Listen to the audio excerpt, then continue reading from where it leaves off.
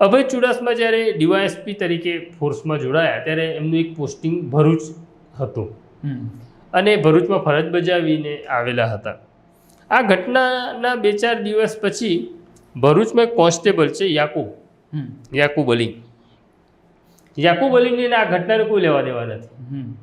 યાકુબ અલીએ તો આ ઘટના અમદાવાદમાં ઘટી એના ન્યૂઝપેપરમાં સમાચાર જોયા, ટીવીમાં જોયા, પણ યાકુબ અલી અભય ચુડાસમાને એક દિવસ ફોન કરે છે કે સાહેબ મેં ન્યૂઝપેપરમાં ફોટોગ્રાફ્સ જોયા આ ઘટનાને, એમાં સિવિલમાં જે બ્લાસ્ટ થયો, કાર બ્લાસ્ટ હતો, કાર બોમ્બ હતો, એ કાર તો મેં ભરૂચ જોયેલી છે.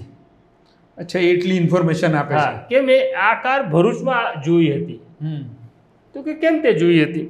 તો કે હું ત્યાંથી ભરૂચમાં કોઈ કામ અર્થે જતો હતો, ત્યાં ભરૂચમાં એક ગુલામભાઈ રહે છે, ગુલામભાઈના ઘર પાસે આ કાર પડી હતી.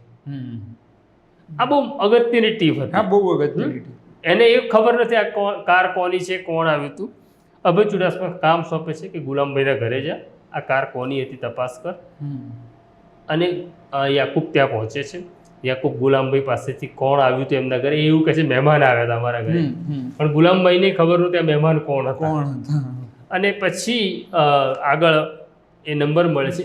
એ જે નંબર આવ્યો ગુલામભાઈ પાસેથી, એ બહુ અગત્યનો સાબિત થયો.